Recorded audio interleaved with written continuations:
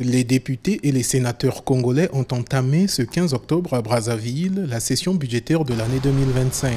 Une session déterminante consacrée à l'examen du projet de loi de finances, mais aussi à l'évaluation de la mise en œuvre des politiques publiques dans un contexte économique encore fragile pour le pays.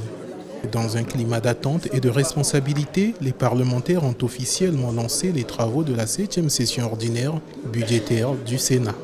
La délicatesse de l'exercice s'entend quand on sait que la cité, avec ses multiples interrogations, sous le poids des pressions diverses qui amplifient l'angoisse, nous interpelle. Elle nous interpelle avec tout le sérieux, exigeant de nous d'être des représentants dignes, soucieux de ses véritables préoccupations et résolus à rechercher les réponses qui soulagent et restaurent l'espoir comme la confiance.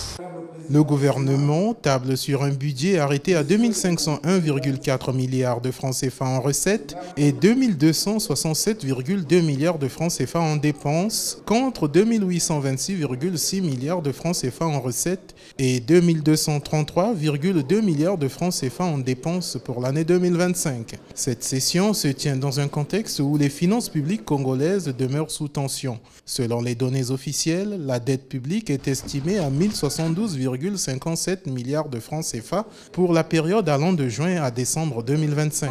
Face à cette situation, le gouvernement table sur une hausse des recettes fiscales de 17% en 2026, avec pour objectif de maîtriser les dépenses et de réduire progressivement l'endettement.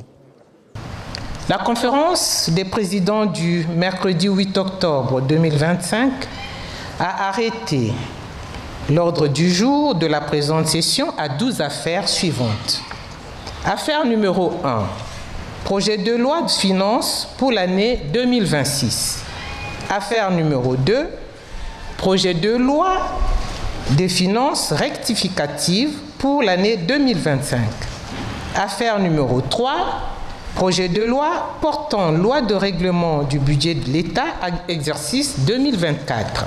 Pendant plus de 2 mois, députés et sénateurs examineront ligne par ligne le projet de loi de finances 2026. L'objectif est de s'assurer que les priorités nationales, en l'occurrence l'éducation, la santé, les infrastructures et l'emploi, soient mieux reflétées dans les allocations budgétaires.